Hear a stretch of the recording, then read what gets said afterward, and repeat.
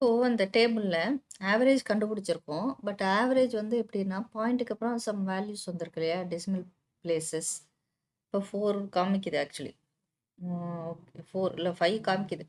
ஓகேவா? அதாவது பாயிண்ட்டுக்கு அப்புறம் எவ்வளோ டெசிமல் வேல்யூஸ் இருந்தாலும் அது காமிச்சிட்டு இருக்கு. சப்போஸ் இந்த மாரி பாயிண்டருக்கு அப்புறம் வர டெசிமல் வேல்யூவ நீங்க ரவுண்ட் பண்ணணும் அப்படின்னா ஒரு மெத்தட் இருக்கு. இது வந்து நீங்க ஆவரேஜ்க்கு தான்னு சொல்லல.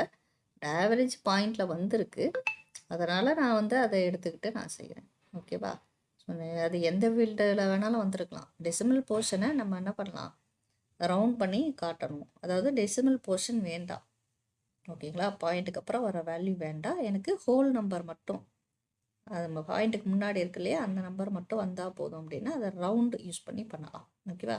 ஸோ ஈக்குவல் டூ ரவுண்ட் அப்படின்னு போட்டுட்டு, நான் எத யூஸ் பண்றேன் அப்படின்னா, ஆவரேஜ். ஆவரேஜ் ஆஃப் இந்த செல். அதாவது இந்த ஸ்டார்ட்டிங் செல் டு அந்த செல். இந்த எண்டிங் செல்.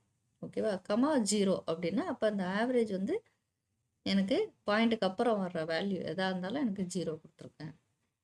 அப்ப என்ன ஆகும் அப்படின்னா, அந்த ரவுண்ட் ஃபங்ஷன் என்ன பண்ணிட்டோம்? பாயிண்ட்டுக்கு அப்புறம் வர்ற டெசிமல் போர்ஷன விட்டுரும். விட்டுட்டு ஹோல் நம்பர மட்டும் தான் நமக்கு காமிக்கும். ஓகேவா? இத பாருங்க. பாயிண்ட்டுக்கு அப்புறம் 6 இருக்கு. 6 இருந்தா 1 ஆட் பண்ணிக்குவோம் இல்லையா? 62ன்னு காமிக்குது. 87.6 இதுவும் அப்படிதான். 5க்கு மேல இருந்துச்சுன்னா 1 ஆட் பண்ணிக்குவோம். ஓகேவா? பாயிண்ட்டுக்கு அப்புறம் 5 அபோவ் பிலோ 5 இருக்கிறதுனால என்னாச்சு? இந்த 3 எத விட்டுட்டு 68 அப்படின்னு காட்டுது. ஓகேவா? ஸோ ரவுண்டுங்கிற ஃபங்ஷன் என்ன பண்ணும் அப்படின்னா, ஒரு டெசிமல் போர்ஷன்லாம் எனக்கு தேவையில்ல. ஓகேவா? மொத்தமா ரவுண்ட் பண்ணி காட்டுங்க அப்படின்னா, ரவுண்ட் அப்படிங்கிற ஃபங்ஷன யூஸ் பண்ணி நம்ம கொண்டு வரலாம். ஓகேங்களா?